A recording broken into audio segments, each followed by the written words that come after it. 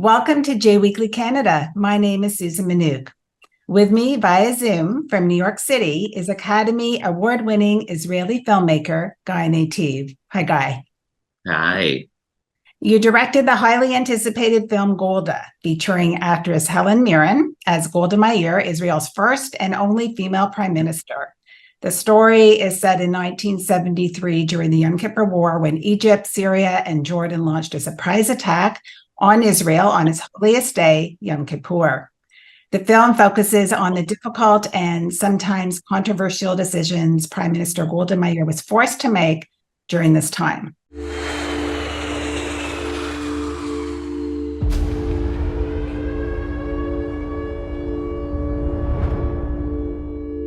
Four, three, two, one.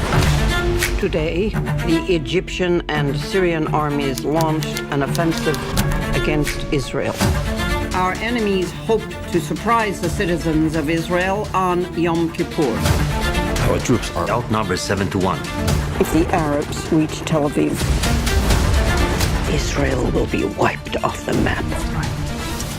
What drew you to the story of Golda Meir and inspired you to create a film about her?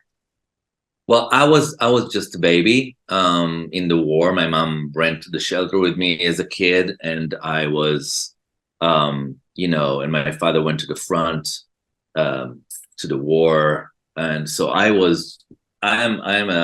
from the children of 1973. They call us the baby boom, and it's not until like 10 years ago that I started to understand much more about the war and about Golda, because until then nobody knew anything. It was kind of a top secret, the whole war and what went down there. And I think only when the protocols, the declassified protocols and documents came out, we understood that Golda was not the only person to blame for what happened. It was actually the entire chain of command that were dysfunctional in a way, and this, kind of a debacle regarding the intelligence, not turning on the listening device. But also Golda had her faults. She's not perfect, and she had a lot of faults regarding. She was a refusnik. She said no to every discussion about peace or about like land, and she was just the wrong person, wrong time, and the wrong place. She made history as a pioneer woman that led a country in a time and place that no woman was in charge of. There were no women in high level kind of like leading roles, and I think she made history in a way. But she was pushed to this. So this whole story is something that I found out so fascinating cinematically, and also to tell a story about a woman, an older woman who is sick, who is struggling, and she is becoming the grown-up in charge in the dysfunctional, basically, command room. Absolutely. So how did you approach the challenge of depicting such a significant historical figure on screen? Well, when it was not my script. Nicholas Martin wrote the script. I came on board when Helen was already attached as Golda. And when I came to this project, it was 80% war, 20% Golda. And I really wanted to change it. I wanted to bring Golda to become like 80% like character piece, and then 20% war. And I'm happy that I kind of changed the dramatic narrative. And I came on board and I started working with Nicholas on the script. The pandemic happened, and Helen came to my house to meet me. We sat for 3 hours and we just bonded, and we just trying to make it happen, after the pandemic or towards the end of the pandemic in London. What was it about Helen Mirren, though, that you knew she'd be the perfect person to portray Golda Meir? First of all, she's one of the best actresses of our time. Absolutely. That's one thing, which helps. But, when I met her, I felt that I'm talking to my mom. I felt that she has the neshama. She has the soul and the heart. She was 29 when she came to Israel. She volunteered in the kibbutz Haon, and in the north. And, she picked tomatoes in the kibbutz. She fell in love with a Jewish man. She toured the country from north to south. She slept on a beach in Eilat. She was kind of like, she felt Zionist in a way, Israel was in her veins. And that's why when I spoke to her, she felt to me like, oh, she's from my tribe, totally. Knowing that we are on the same page, we both wanted to do the same movie. And she trusted me. And I adore her, not only as an amazing actress, also as a human being. She's just a mensch. So Golda was fighting for the state of Israel and at the same time her own personal war with cancer. Can you talk about this apparent irony and juxtaposition? Yeah, the irony is definitely there. She smoked herself to death. It was almost like a self-destruction. You really showed that in the film. My goodness. Yeah.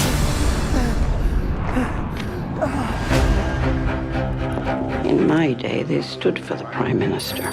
Secretary Kissinger is on the line. Remember that I am first an American, second I am Secretary of State, and third I am a Jew. You forget that in Israel we read from right to left.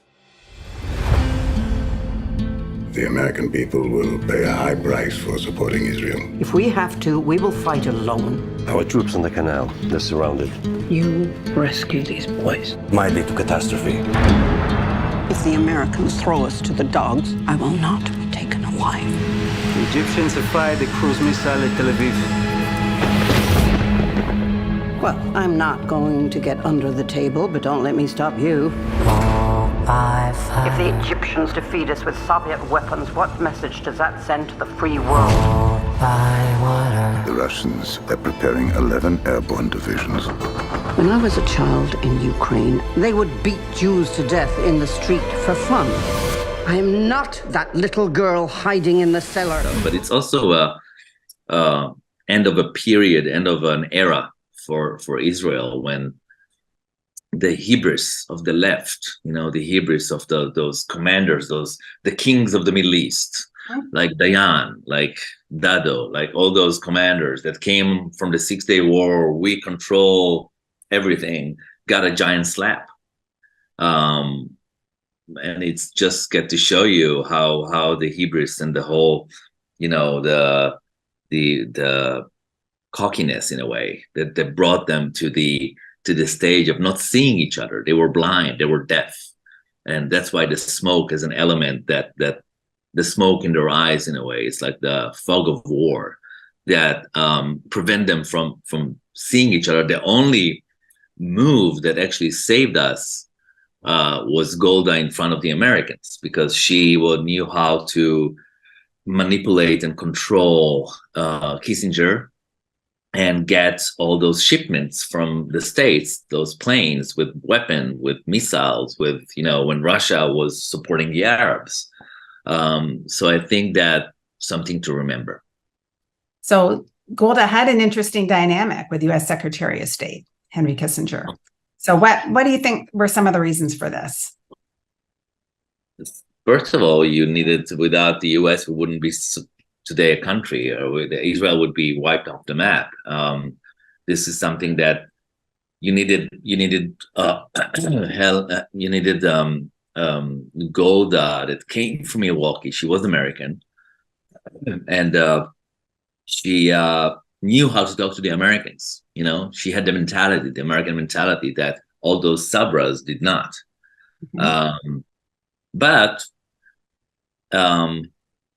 she was a missed opportunity, because if you look at it, she did not make the peace with Sadat.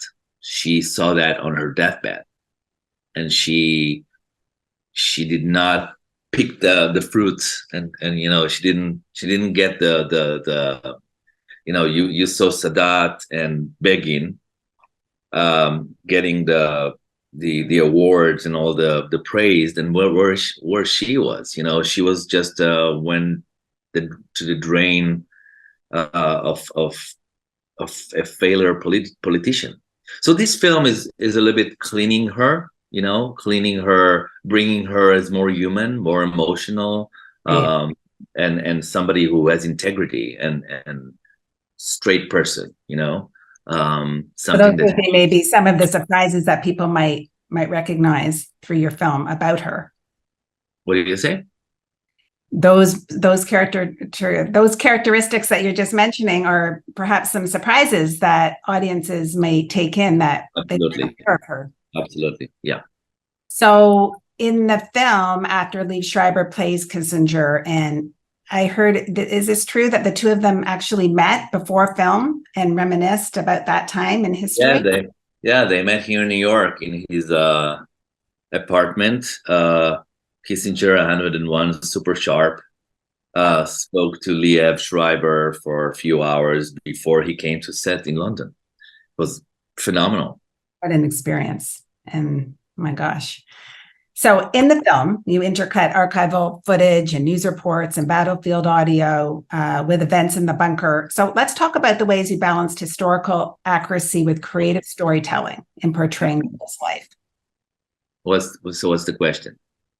Well, what are some of the other ways that you portrayed the storytelling creatively? Well, listen, it's not a documentary, right? It has narrative stretches in order to tell a story. But I gotta say, all the recordings are real. They're from the front. All the top shot of the planes are real. The the battle scenes, it's all real. It's all like all the facts, because all the discussions in the war rooms, all the war, the progression of the war, it's all based on real events. Of course, it took more than 10 days. I would have to make a mini series like of 7 episodes to tell the entire story of the war. And also, it's not a biopic from birth to death, right? It's not like just on this war period. Yeah, it's not like The Crown. The Crown is more of this biopic. But if you look at The Queen, this is kind of what I was trying to do, which is like a specific time in history in the life of Golda. So Golda Meir's legacy continues to influence politics and leadership. What do you hope viewers will take away from Golda in terms of lessons or insights? Well, first of all, I want people to know who she was, because a lot of people in Israel who are younger, like 19 or 20, think it's an ice cream, because there's an ice cream named Golda in Israel. It's a chain, so they don't even know who she was. Mm-hmm. So it's a kind of educational tool for the kids of today. People don't know her in the States, But, when I was a kid, I was overwhelmed by 2 movies that I've seen when I was 16. One was Gandhi with Ben Kingsley, Richard Attenborough film. And the other one was The Last Emperor, Bernardo Bertolucci film. So I was a kid and I saw a film about his story that I didn't know, a character that I didn't know. And I was overwhelmed. And that's what I want kids today to look, to search, to see their history, to see a story about a pioneer woman who paved the way to Angela Merkel, Margaret Thatcher, Hillary Clinton, women that are significant and powerful. Well, bravo, because you certainly did that, and the younger generation for sure needs to know and see. So I want to ask you, you seem to have a passion for making films about actual people. What is it that fascinates you about, films based on true stories? Look, the thing that I grew up on films from the 70s, that were raw, real, and had a message. I guess that in every film that I'm doing, I find something within myself. In this film, it's me, the second generation to Yom Kippur, and it's the whole identity of who I am is Israeli American in a way, because Golda was American Israeli, and also what's going on today in Israel, where you have the Yom Kippur of democracy. When you see the leaders are trying to diminish the judicial system, and Benjamin Netanyahu is trying to do that. And I mean, Golda believed in the high court. She believed in the judicial system. She had, she was honest enough to say, you know what, it's on me. It's on me, and I'm resigning. Show me a leader that will do it today, that will take responsibility like she did, And I feel that the leadership today in Israel are blind, like the leadership in 1973. I feel it's the same blindness coming back again. It's like a full circle. And I went to demonstrate in Israel with Yom Kippur veterans, and on their T-shirt it says, we fought on. I'm a 1973 soldier, veteran. I'm fighting again for the future of Israel. So it feels to me like it's a full circle. It feels to me like this movie has significance for a lot of Israelis. But more than that, look at their leadership. You don't have Shimon Peres, Menachem Begin, Yitzhak Rabin, leaders like we used to have, that had integrity, that were humble. They served the country. They didn't serve themselves. And today you feel that the prime minister is first of all taking care of himself rather than this country. Well, thank you so much for your time and for making this important film. Golda is coming to theaters August 25th. Congratulations. Golda is such a wonderful film. Wishing you every success. Bye now. Thank you so much. I appreciate it. Thank you, Susan.